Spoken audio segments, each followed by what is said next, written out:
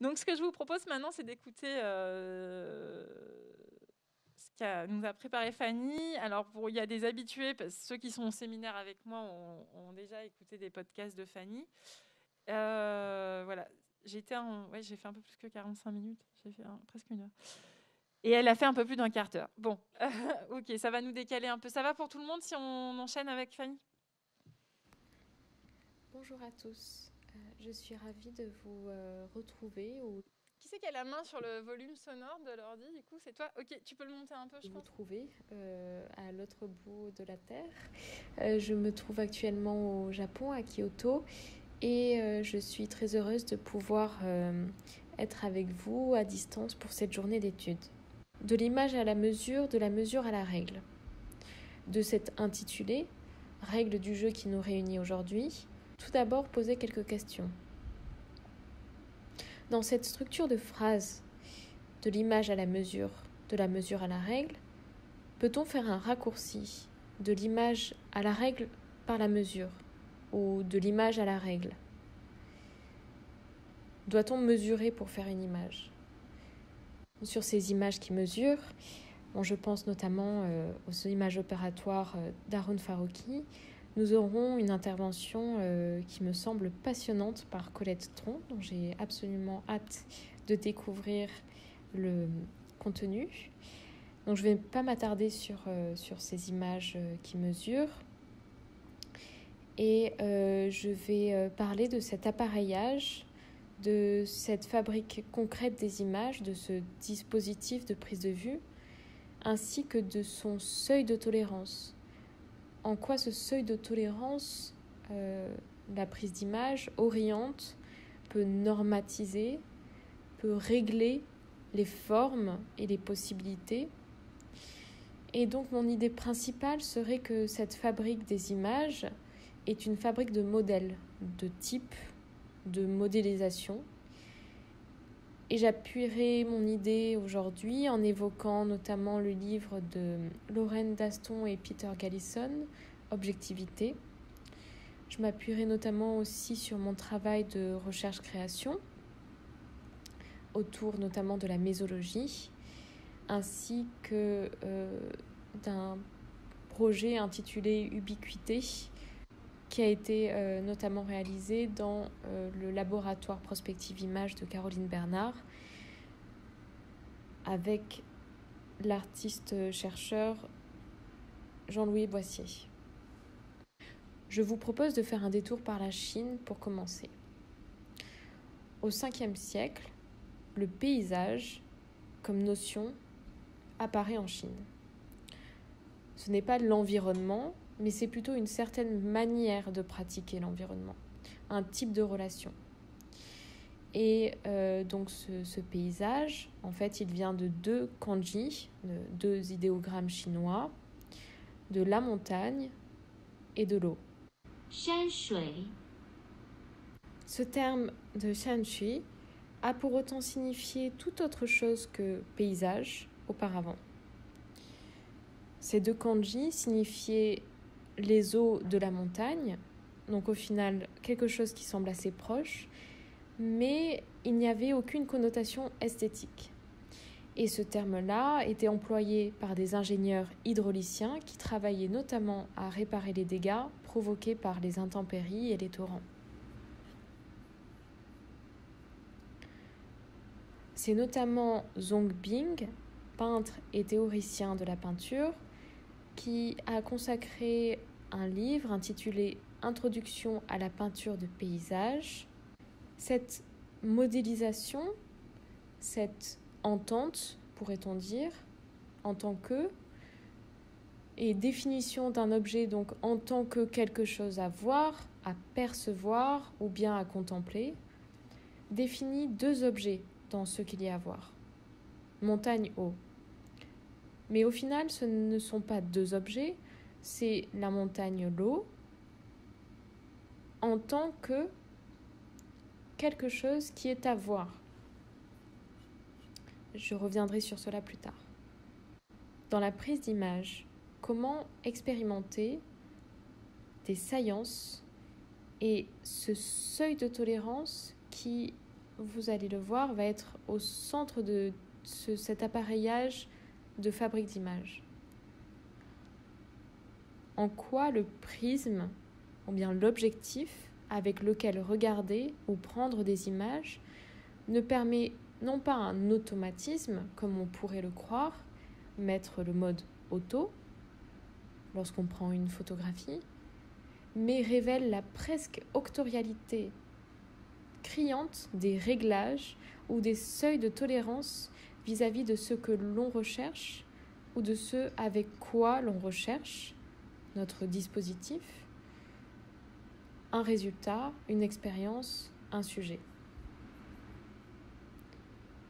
Ubiquité est un projet proposé par Jean-Louis Boissier et Caroline Bernard entre 2015 et 2016 dans le cadre du laboratoire de recherche Prospective Image dirigé par Caroline Bernard. Pour ma part, j'ai eu l'occasion d'y proposer un axe de recherche intitulé « Atlas et ubiquité, tentative de perception du monde par des formes archétypiques ». J'ai utilisé l'application que nous avions développée sur iPhone pour repérer 3 formes précises inspirées de la peinture du moine zen Sengai Gibbon, c'est-à-dire le triangle, le carré et le cercle. Cette peinture s'intitulant « L'univers ». À travers cette recherche de forme première, je tentais d'appréhender la genèse du visible pour la restituer sous la forme d'un atlas. Ces 3 formes me semblaient dans leur succession et leur simultanéité une clé de lecture de la structuration du réel que la prise de vue peut révéler, et cela lorsqu'elle est conditionnée par les exigences du programme d'application. Le protocole de prise de vue comprenait 3 phases successives. En premier lieu, je scannais à l'aide de l'application le réel devant mon objectif. Si le programme reconnaissait les 3 signes simultanément, la prise de vue était alors autorisée et déclenchée. Je doublais ensuite cette prise de vue par une photographie Polaroid qui me permettait de tenter de saisir dans un rapport direct avec la même position et le même cadre l'aura du lieu grâce à la prise et la révélation argentique instantanée in situ. Enfin, l'élaboration d'un atlas et la mise en regard de ces images résultats me permettaient d'expérimenter des hypothèses d'apparition formelle des structures essentielles du monde. Dans ce projet, l'on peut déjà comprendre en quoi des paramètres centraux de l'application, à savoir le seuil de tolérance d'observation et de vérification des formes, est, je dirais, décisif, sans vouloir faire de jeu de mots. Les réglages en amont permettent ou non une saillance dans les images, et alors, par une multiplicité de pixels enclins à former une des 3 formes, carré, triangle, rond, tels de nombreux punctums qui s'allient, les images font ou non résultat. Cette techné de la ligne, cette ligne qui découpe, formant ou non l'image, permettant à celle-ci d'apparaître, est ainsi un des éléments que je trouve intéressant pour discuter aujourd'hui. J'aimerais à présent parler d'autres lignes qui peuvent être aussi des mesures et des images. Elles se trouvent actuellement sous mes pieds, littéralement, ici au Japon, et sont fabriquées en natte de jonc. Cet élément tressé, traçant des lignes et organisant un espace, n'est autre que le tatami. Un tatami mesure à peu près, et l'à peu près ici nous est central, vous le comprendrez, 91 cm par 182 cm. Il fait à peu près 1,6562 mètres carrés.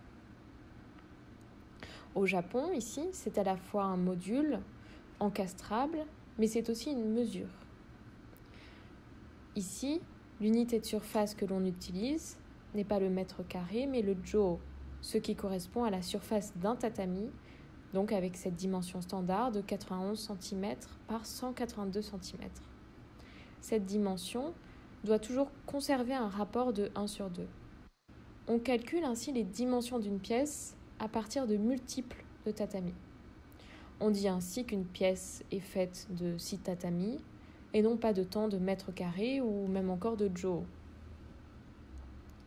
C'est aussi une unité normative aux dimensions anthropomorphes égale à un homme allongé ou bien à 2 personnes assises l'une à côté de l'autre.